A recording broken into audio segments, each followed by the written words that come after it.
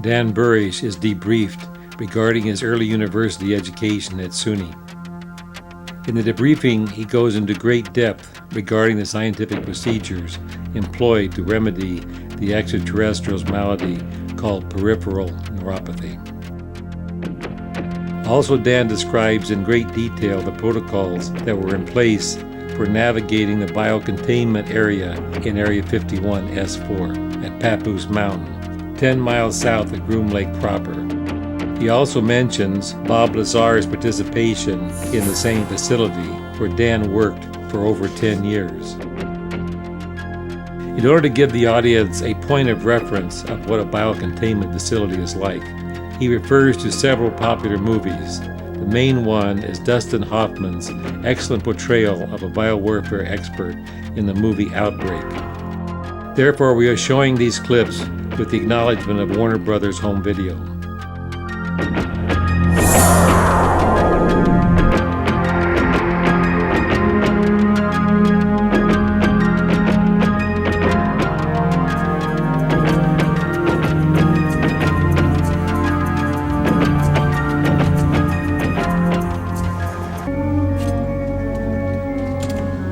Secret government-sanctioned debriefing of Dan Burisch, Ph.D., by his scientific assistant, Marcia McDowell.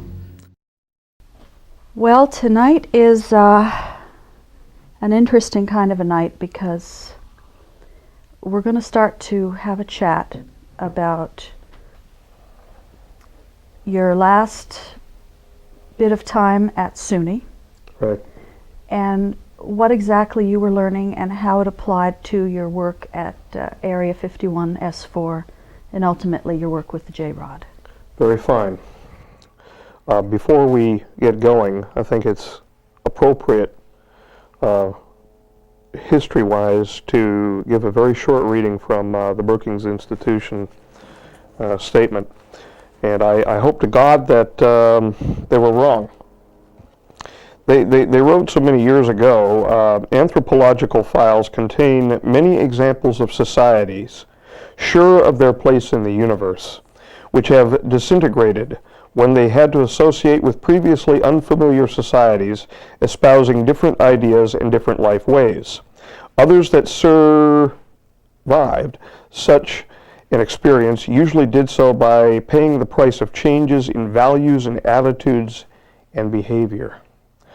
I hope to God that they were wrong as we plow ever forward in the effort for disclosure, that the vast majority of the human race is able to accept what they're learning concerning not only their future but also their present conditions, and to carry forward, not harmed by those notions but enriched by the knowledge that we do go on and that there are others.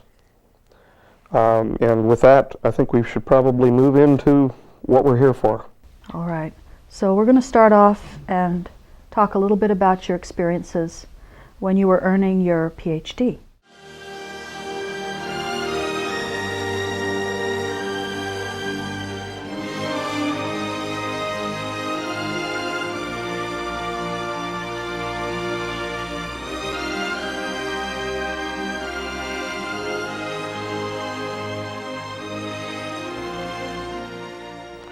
Okay, I'll put us in the middle 1989 time frame here, when in fact I was working for the Department of Parole and Probation.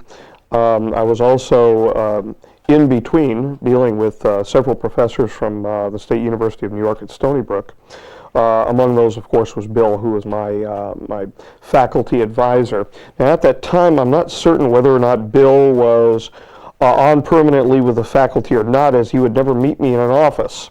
However, I was taken to another office, an office of a certain Harv, who at the time was the director of cellular and developmental biology, which of course was the title of the doctorate as it was granted at the end of 1989. I worked with two different Eugenes, one of which was dealing with slime molds at the time, the other was dealing with glycoproteins. And in Irwin, a Sanford, Emmanuel, and then of course Bill and Harv. These guys ended up being my dissertation committee for oral dissertation and defense, which was ultimately carried out here in Las Vegas at the kind assistance from Dodie, my mom. This is the oral defense of your dissertation that Dodie arranged to have the professors billeted here in Vegas and fed and Yes. essentially given decent accommodations prior to Yes, your dissertation. It was an arrangement between the Hilton Hotel and the Sahara, whereas in the Hilton is where they were kept or roomed, and at the Sahara is where, in the Space Center, is where the actual oral defense was carried out. It took approximately 3.5 to 4 hours.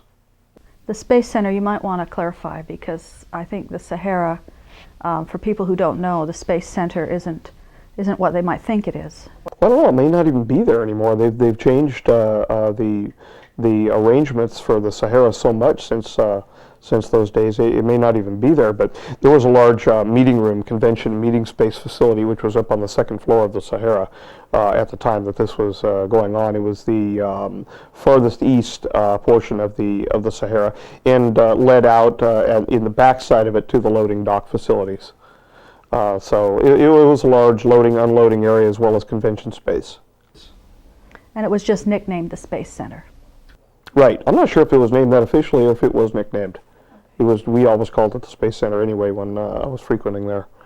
I was required to subsume a couple different texts and was also required to be certified in several modules, most of which were sent here to Las Vegas, and I carried out the examinations over at the Community College of Southern Nevada, which was the Clark County Community College at the time.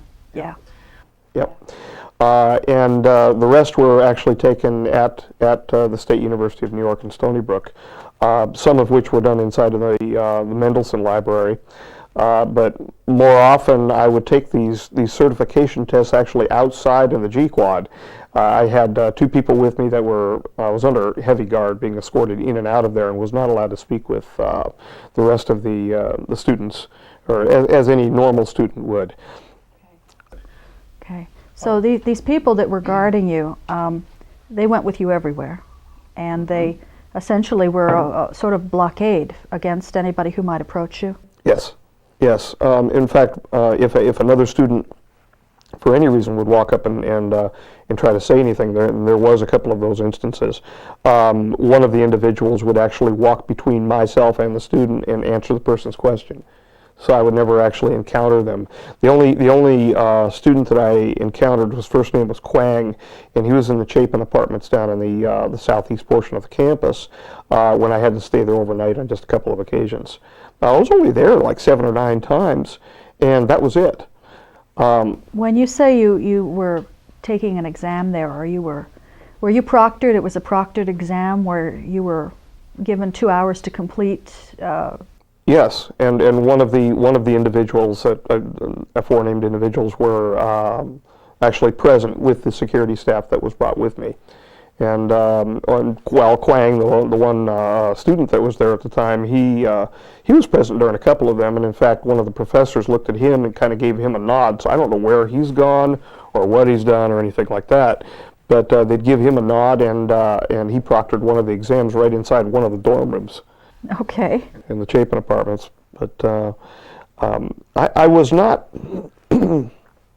carried as a normal student at SUNY, and there seemed to have been an overall purpose, a very focused purpose to my being there. And the focused purpose was actually dealing with glycoproteins. Now later on, antifreeze proteins and antifreeze glycoproteins become an important theme having to do with the JRod and the particular pathology with which we struggled. Now, the book that you had to subsume, was this about glycoproteins? Yes, it was called The Biochemistry of Glycoproteins and Proteoglycans, and it was authored by Bill. So one of your professors actually wrote the book Yes. that you had to absorb and become intimately familiar with. Yes. And he was part and parcel of the group that was authorized to train you. He seemed to be the leader of the group who was authorized to train me, but yet his status didn't seem very official around there during the time of my study there. It was almost as if he was brought in from elsewhere, and I'm not certain where he worked prior to SUNY, but it was like he was brought in from somewhere else and to facilitate the training, and with a particular focus and a particular regimen for the training. Could you take a second and could you explain exactly what a glycoprotein is? Sure. A glycoprotein is basically a carbohydrate hooked to a protein. Proteoglycan is usually a mucopolysaccharide which is bound to a protein chain. And they are found often in extracellular matrices, and they are part and parcel to some carbohydrate metabolism. Glycoproteins, specific varieties of glycoproteins are called antifreeze glycoproteins, and what they actually do is they prevent, by disallowing formation of ice crystals. So you might find antifreeze glycoproteins naturally in fish, for instance, in Arctic waters. They prevent a freezing. And it just so happens that the antifreeze glycoproteins, there were antifreeze proteins and antifreeze glycoproteins, were also involved in the metabolism and the pathology of the JRod. What these guys did is they made sure that I was, in fact, certified and mastered and was able to theorize concerning the chemistry of glycoproteins and proteoglycans. These things actually floated around in a bloodstream, and they created an ability of an organism to not freeze. Well, there's some that inhabit blood in a closed vascular system, but moreover, these are the sorts of things that you would find bathing tissues, so that when exposed to cold, so that they would not freeze. They prevent the lattice formation for ice crystals. All right. They certified me in that. They certified me in continuous and synchronized growth of cultures. I was then retrained. Of course, I was trained by Zane originally on a transmission electron microscope during the 70s when I was working at learning from the folks at the LA Micro Society. But they had 2 transmission electron microscopes at the time and 1 scanning electron microscope, and I was certified in those. And I was also... This was at SUNY? Yes. Okay. Yes. Years before, I was taught how to use the transmission electron scope by Zane at UCLA.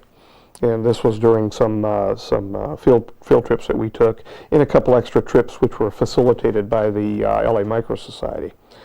I was brought through, though, at SUNY, the upper level biochemistry having to do with Haworth projections, chair formations, Fisher projections, so that I could move fairly easily between these types of projections involving biochemistry. And I had wondered at the time why they were taking so much time.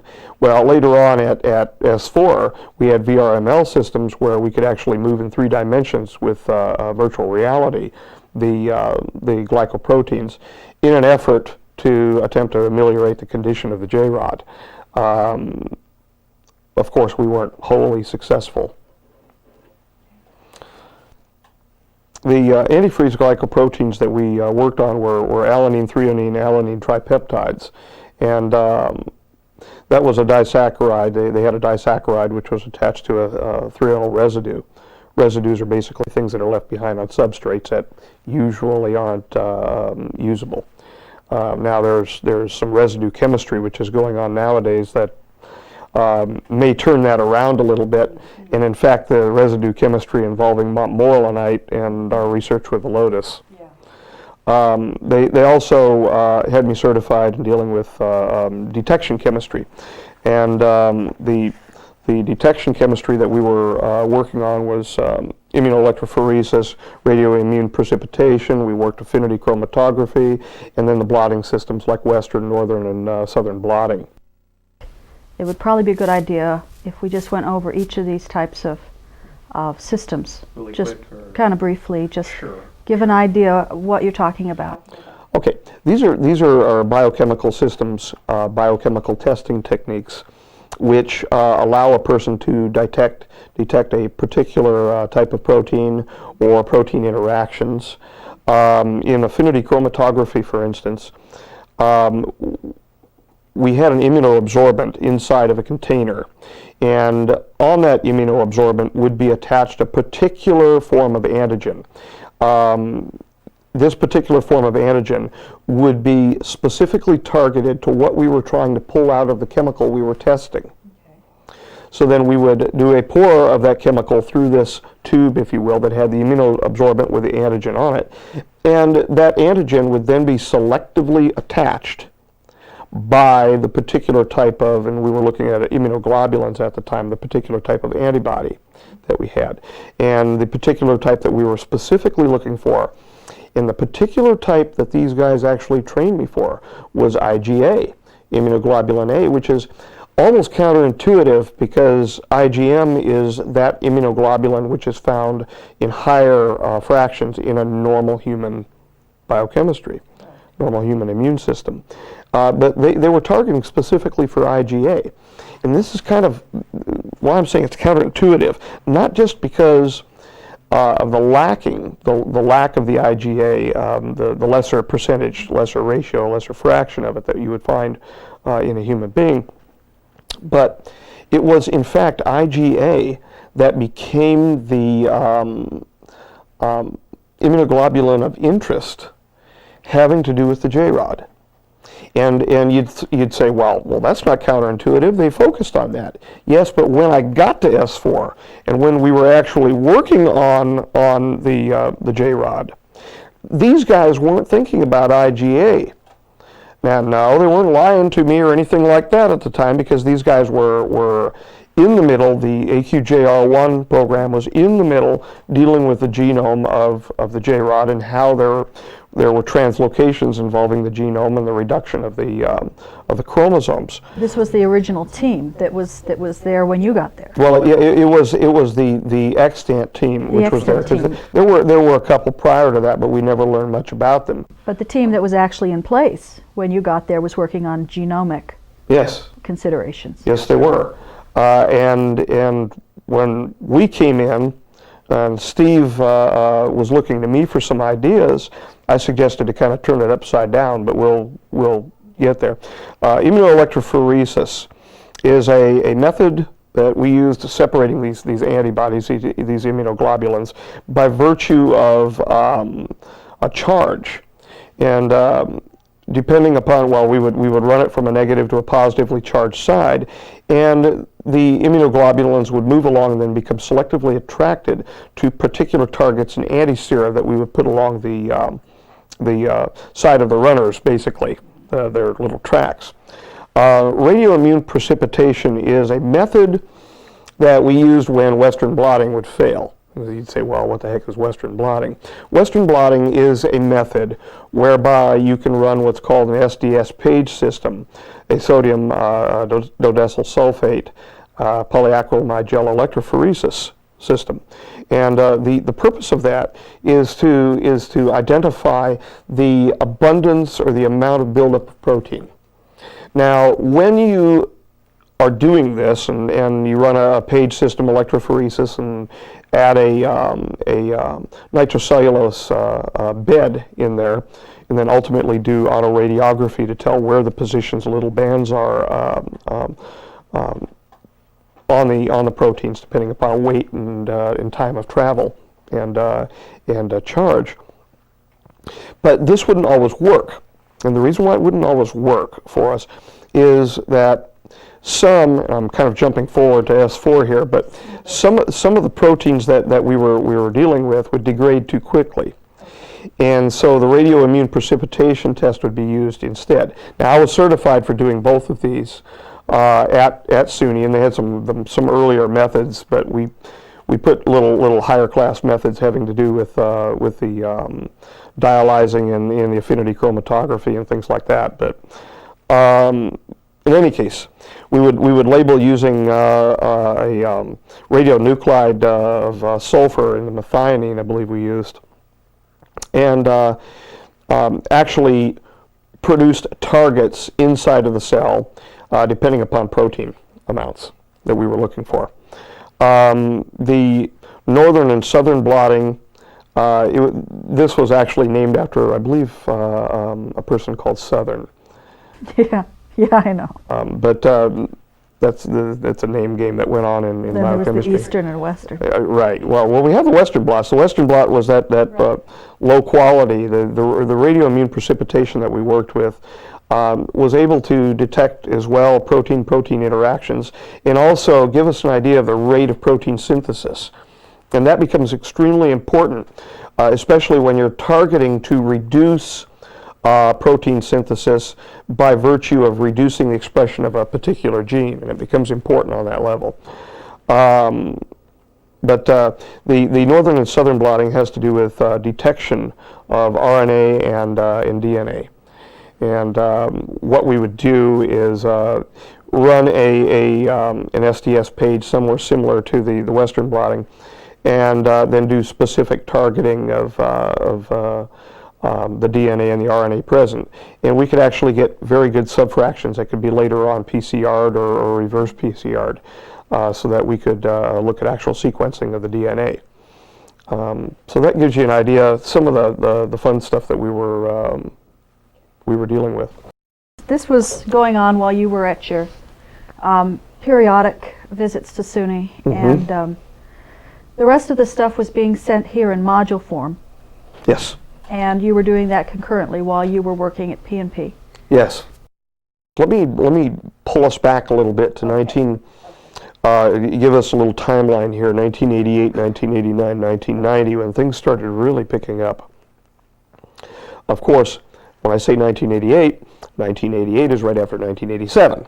Well, 1987, of course, I was involved with the seminary. Oh, yeah, right, okay. And so what happened is they basically stopped contacting me during the late 86, start of 1987, and my life moved on, as I've already debriefed over, but my life moved on, and I decided to go to the seminary. And then I was recontacted during the actual application process for the seminary. In fact, when I was nearing the end of the application process. And so what they did is they said, well, yeah, it's probably a good idea. Go get right with God. You're going that way anyway, go. Right. So I guess I did, I don't know, I guess I did get right with God, but ultimately the direction for my life had changed and I wasn't going to remain in the seminary. In any case, 1989 rolled along, and I am now a journeyman level parole and probation officer. And right around mid-1989, I ran into the bank robber situation, Mr. Harold Ware. Yes, where you chased him down. Chased him down, got him arrested, and was near promoted immediately after that into court services. Well, this was the perfect way for me to finish up the majority of my modules, because in court services, I had an own closed-off office, not a cubicle like over on Bonanza at the AA Campos building, but I was now to the south of there, inside downtown Las Vegas at the Phoenix building, and it was a real office environment. So you could close your door, and you could, when you had a little spare time, and ask the officers that worked in there. My door was almost always closed. Aha. So what I was doing is getting in early in the morning and listening to All Things Considered on KMPR, having a nice cup of coffee, and would then go pull the files that I had for the day. And I was doing 30, 35 PSIs a month. But I had my method down pat, where I could put out my scope requests and FBI and III requests and all of that business, and then have a few hours for the rest of the morning. So what I would do is I would set my interviews for the afternoons. I would be in there by about 7:15, 7:30 in the morning. I would then work until about noon on the modules. Okay. And then from there, from noon until approximately 4:30, I would have noon to 2 o'clock my interviews. Then from 2 o'clock to 4:30, I would dictate on the PSIs. So I had a real system set up for myself to get this done. And yes, I was working my back off on it, but we got it done. Now, at this same time, I was being introduced for the first time to Groom Lake in 1989. And I was actually flown into Groom Lake and brought to 2 different levels. We spoke with Mark about what the first level looked like, and several times during the testing with the autoscope on that first level down. After that several testing, I was brought down one more level to a lab called a sealed pressurized system, and in the environs, the milieu that we're talking about here, this was a totally separated laboratory, so we were required to be inside of positive pressurized total encapsulated suits. Kind of like the thing that you would see on some popular movies like Outbreak or the Andromeda Strain. This laboratory was built specifically for biological warfare applications. The neat thing about this laboratory had nothing to do with the laboratory, though. It was actually set off inside of a cavern.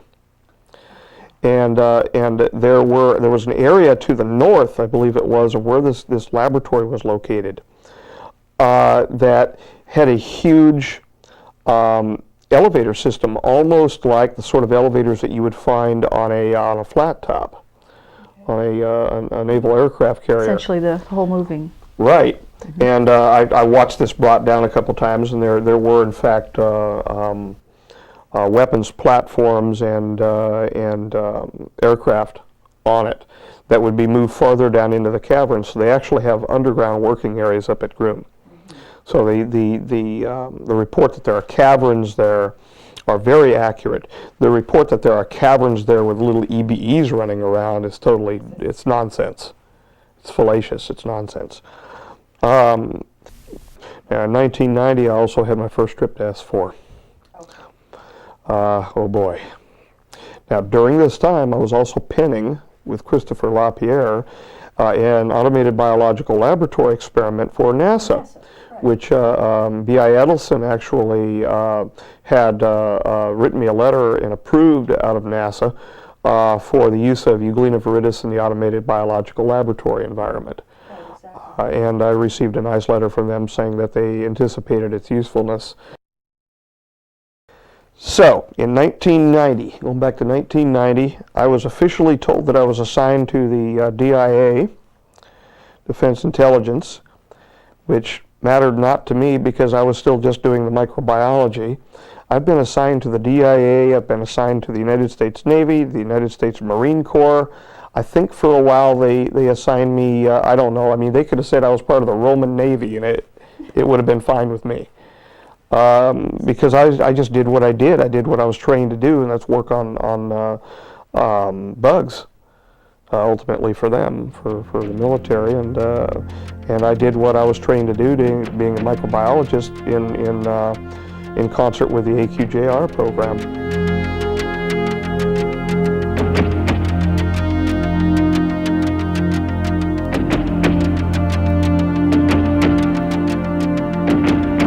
In 1990, though, I was first shown and given some exposure to the Galileo bays at S4, to the Looking Glass and to Sidekick. Now, if you want to think, they first introduced me to Galileo, Looking Glass, Sidekick. And at that time, Sidekick was still up on the first floor in back of the avionics and the propulsion lab.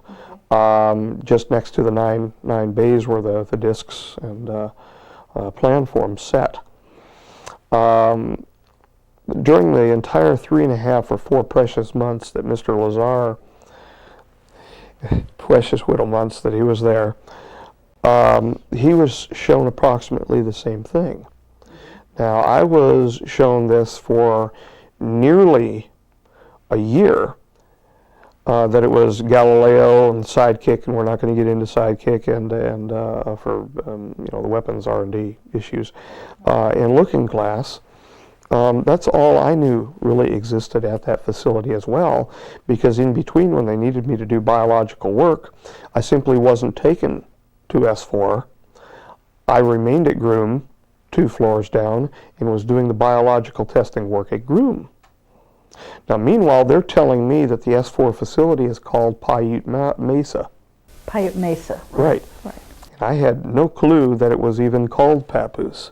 I had no previous experience with this whatsoever. So, okay, we're at 1990. We're in 1990. I'm being introduced to the S4 facility, not by chopper, but I was being taken there on the Cannonball, which was the road, the van. Yeah. We nicknamed the Cannonball Express. It was Cannonball, all right. The drivers that would drive this thing would drive a little bit too fast, and it was like sliding along on shifting clay plates. Yeah, I don't know if you've ever driven on a washed out road that's a little bit like a washboard. Yeah, that's and what it was. if you drive quick enough, you superplane over the top of the washboard things. Yeah. That's what it was. Yeah. That's what it was. Initially, I was in the same briefing room in S4 that Bob talked about, in the hall past security, past the BSS security, and on the right-hand side. And what they would do is initially, they wouldn't have me get cleaned in the RN's office, but I would still have to strip down. And that's one thing that Mark was mentioning. You weren't here at the time. I don't think that the interview was going on. He said it's one thing he just didn't buy about Bob's story was the fact that Bob said that he wore his own clothing and all of that You business. can't wear your own clothing up You there. don't. No. Now, perhaps his dealing with Ian up there, and I know the guy's name. His name Dennis Mariani was an anagram for the guy's real name. His name was Ian, and he was the head of the propulsion laboratory up there. Just barely met the dude, and that was it. Hi, bye. Oh, this is the head of the propulsion lab. Hello, and move on. Perhaps he let him in that way, but the scientists don't run the show up there. The security does, and they are working, of course, at behest of Majestic to get the job done. And the rule was disrobe and get into your jumpers there in the RN's office, and or if the guys from security liked you enough, they'd let you go down to the bathroom first, which is eventually what I did, so I could get my booties, because the booties were actually stored inside the restroom, so I wouldn't have to walk barefoot from the RN's office down to the restroom. The atmosphere inside of there is extremely oppressive for anybody just starting. There were people around with very small yet very poignant automatic weapons. They were dressed all in black. They had black berets on, and they were known up there as the Black Seals. And I'm not certain what military affiliation they have, aside from probably with the United States Navy, but that's all I know. And I know that they had very, very little sense of humor. We were told, very directly when we would get out from either the bus or from the chopper. In either case, that security from Groom would never get off with us. There would not be 1 foot that would be set down on the ultimately what I found out was a Papoose facility. Not 1 foot on the ground by those people out there, because the security out there ran the show, and never the twain shall cross. So they were not allowed to even step outside of the bus. The security up there was extremely oppressive. It was extremely omnipresent. There were several per floor in the hallways, at various locations in the hallways. And you had to really get to know them to be able to get your booties first. And so I schmoozed as quickly as possible, but it still took several months before they would allow me several months of distinct trips in and out of there, not constant staying there, before they would allow me to go get my booties first. I mean, it sounds like a minor thing, but those floors are cold. They are basically cement floors up there, and the statement that you would learn, part of the enculturation up there was called walking the line. You were told that you needed to walk the line to your various locations, and you were told not to, step off from that line too far or go away from it. And in fact, the SEALs, when they changed places up there, they had a changing of guard, if you will, on the times that I got a chance to see them with my H badge. that they would actually walk down this line and almost look like the soldiers that would walk in honor at the Tomb of the Unknowns. They were extremely smooth in their gait, but and extremely professional. And when they would change out with each other, is they would come walk up with each other, and then they would do a turnabout, and then the other person would change out that way. Extremely fluidic, extremely professional men working there. I had a great admiration for the professionalism of the security up there, and great fear of them as well. Because I knew, and they knew I knew, that if I were to step too far out of bounds, that they would shoot me. They kept it extremely cool in the facility, which worked well for me because I like a cool type of an environment. The walls and the floor were basically a cement gray. However, on the walls, approximately waist height, was a large orange stripe.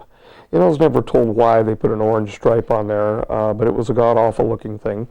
The bays were labeled, the Galileo bays, with a number in a red circle. It was like a stamp placed on the walls, 4-1, a 4-1A, 1B, having to do with the forward areas where the avionics were worked on.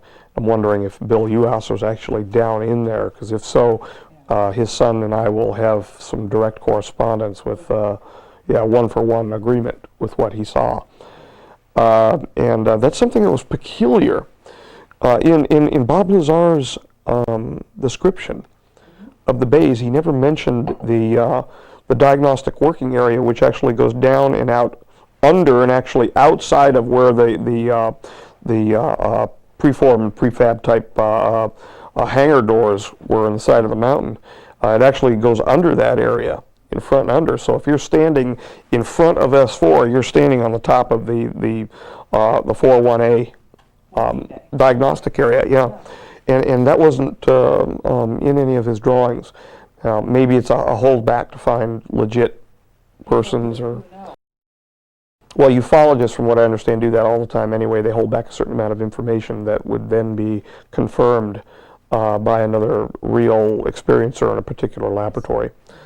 But during this time, I was working over at Groom and going through the testing and going through then theoretical process. And I knew that it was called AQJR, Aquarius JR, but I didn't know what a JR meant.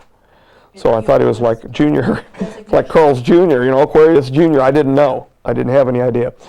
And we were looking at this point, some of these anomalous cells, which ended up being these microglial cells that in 1994, before I actually was in with the JRod, I did that short debriefing where the gentleman came out and said that a gun was on me and all of this business, and I looked like a scared rat during the whole thing. He started out the debriefing saying that it was locked and loaded. Right, and I think part of that debriefing is actually leaked out to the public because a short snippet of it happened on the NAP interview. Well, then it has been leaked out. Yeah, everybody's probably wondering why I look like a scared rat. Well, I've got the audio from the first few seconds of it where I'm actually told about this weapon that he locks and loads in front of me. You can hear him. I thought he does that. Because Deborah was there with me, I thought if I said the wrong thing at any minute, he might shoot me. Why else was he bringing out, just for bravado, bringing out a fast repeating arm, in front of me, a long rifle in front of me, and cocking it in front of me? It scared the hell out of me. And it would scare the hell out of me today. But during this time, I had no idea that the Papoose dry lake bed was even there. They had the screens up, and this is something that I was asked subsequently during the early portion of the debriefing. Well, could you see Papoose Lake from there? And I answered honestly, no. Well, the reason why I couldn't is that they had the tarpaulin fences, which were up on a little berm rise, just outside of the driving area and the little pull-out bays for the Galileo bays. Almost like a parking spaces set there. So I couldn't even see the dry lake bed from there. So my orientation was totally messed up. Plus, then they kept in over the top of the numbers. They had caps over the numbers, so I didn't know how many floors the facility was. They called it Paiute facility, not even Papoose facility. And I guess you had to be trusted to a certain level before They would really open up. tell you where you were and what the place was actually called, Yeah. even. So the name of the facility was even hid for me for a few years. I had absolutely no clue. It was not until the end of 1993, by my recollection, by the reports from up there, the documents read, at the start of 1994, I was brought to the viewing gallery above the 4-5 viewing gallery, the suite. And that's not what my recollection is, though. My recollection is correct. So I don't know why there's a problem with the documents up there. And I can tell you why my recollection is correct. During this same time, I had broken off at the end of 1993 from my mom and dad. There became a problem involving between them, Deborah, and the new baby that was on the way and then subsequently arriving.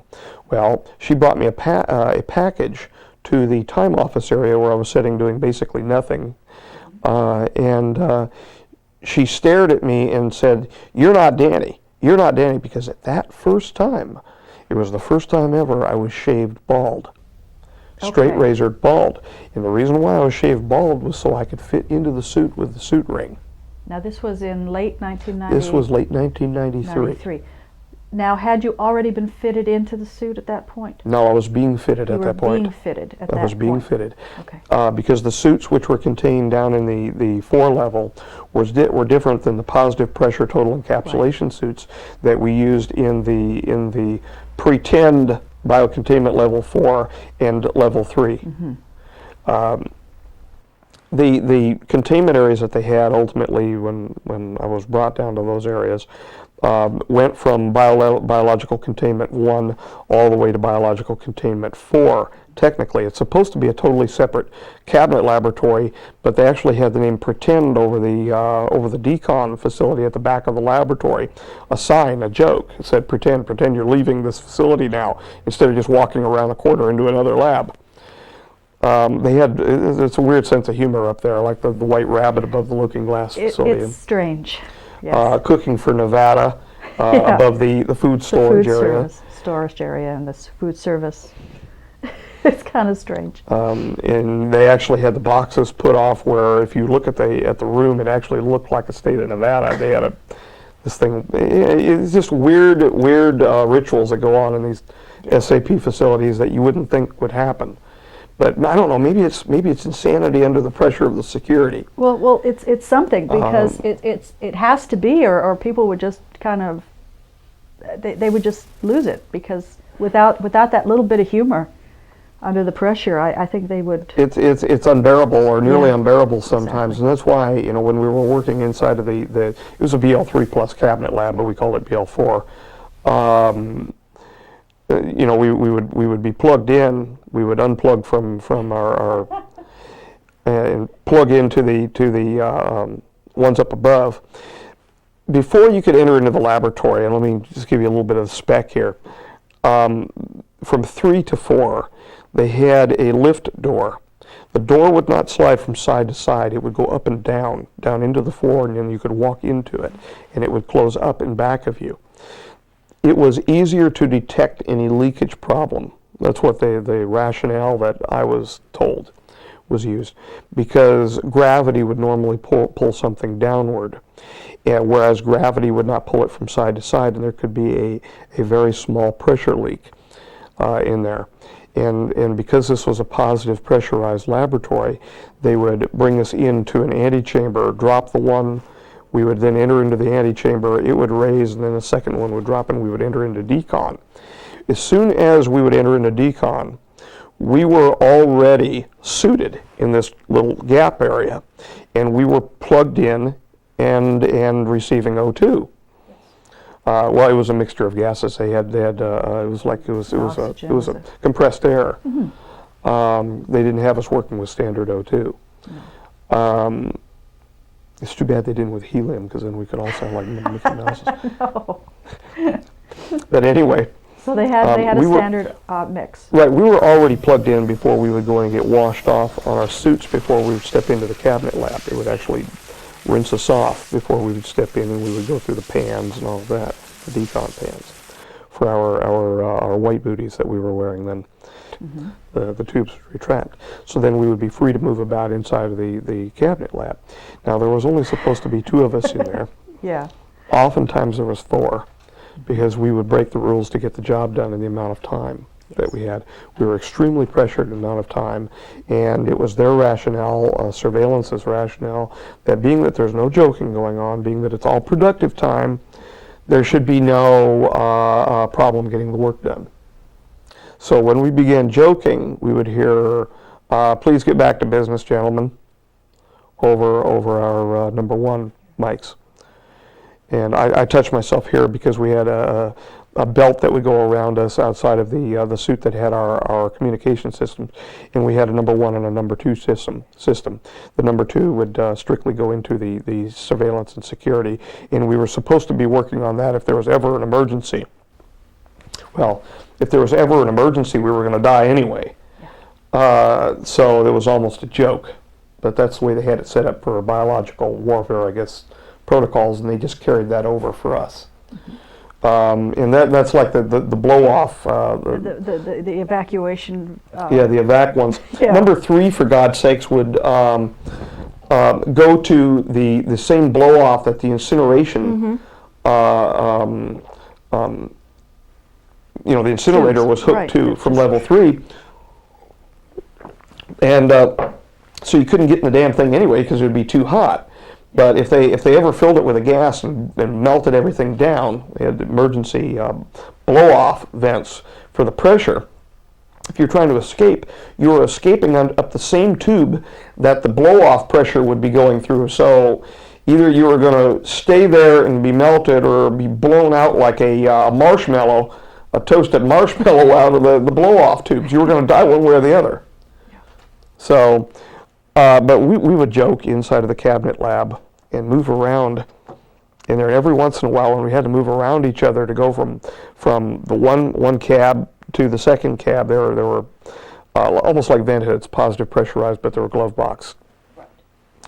And if we had to move from one to another, we would actually rotate around each other, because the 4 hookups that were in the ceiling had a rotator head on it, almost like the rotator head that you would see on a microscope with the objectives coming out. It kind of looked like that. Mm-hmm.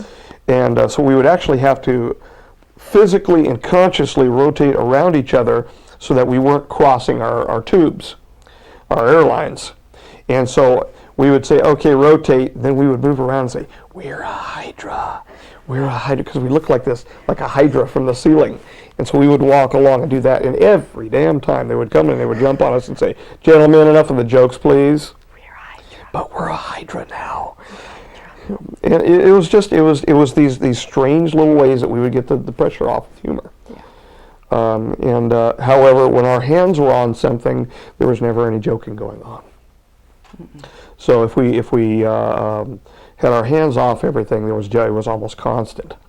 In the lower labs, now you couldn't get into the BL1 without wearing a BL2 respirator. We had bunnies and BL2 type respirators on,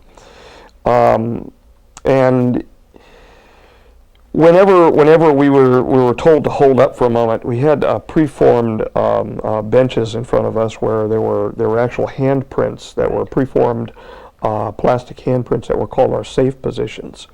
Underneath us, where we were actually standing, we were actually on a weighing device. So we would step into our little preformed working area, and we would step onto that weighing pan. There would then be they'd say, gentlemen, hold, and we would stand there with our hands crossed, and this is why I still stand that way. Sometimes naturally, or like this. We'd have to cross our hands in front of us somehow so that our hands were occupied, yet not touching anything of any import. And they would actually get a weight on us. as we were standing there. Then they would say, all right, gentlemen, hands to your safe positions, please. And then we would put our safe positions. And then the bottle washers would come in and bring in the particular equipment that we had set up, that we had scheduled in the briefing room prior to entry. Now, there were other times that you would be putting your hands into the safe position and the surveillance cameras would be moving about you. Yeah, the area in the front of our benches was beveled near the ceiling. So it didn't come up to a 90-degree angle at the ceiling, and it was actually beveled.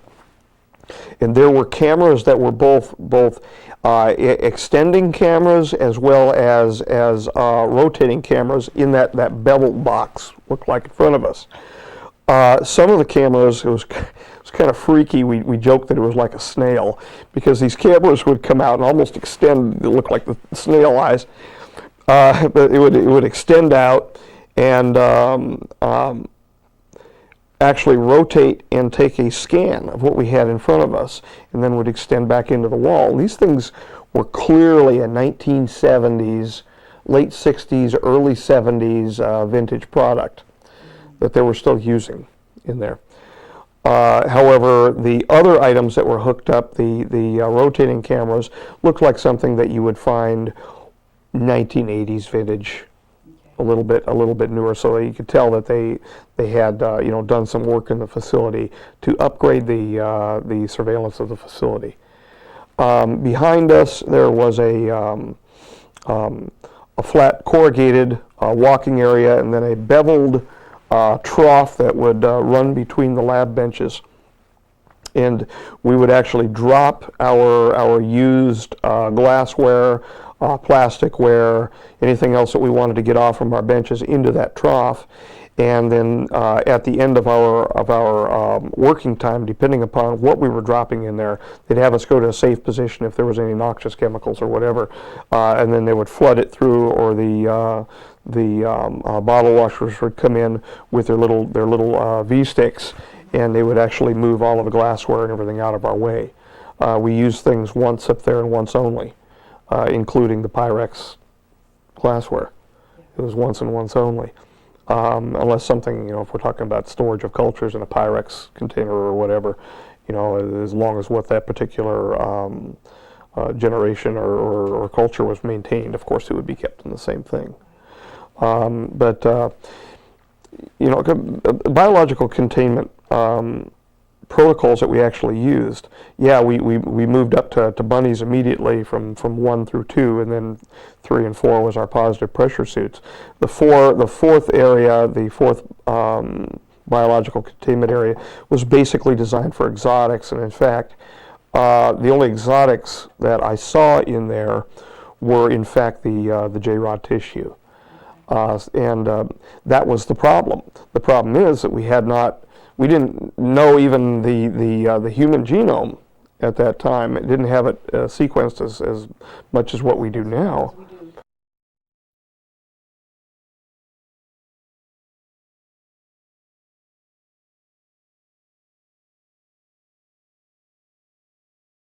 I thought it was fascinating. I loved Dan's description of the SEAL teams, the Black SEAL teams, and their changing of the guard, because that's exactly the way it works. And also his descriptions of working in the lab and being monitored by whoever.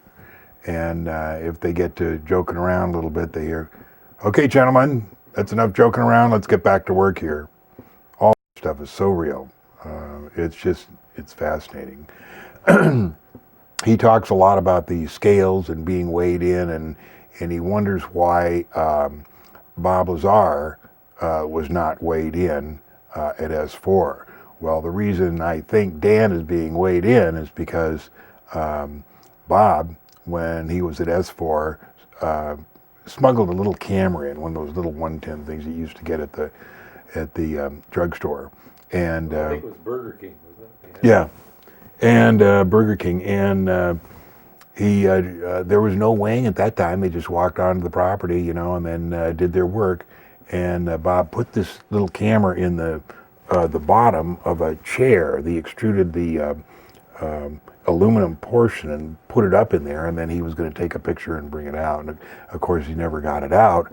but he never brought the camera out because he didn't take any pictures. But after he left, somebody found that camera, and I'm pretty sure that's when all the restrictions started.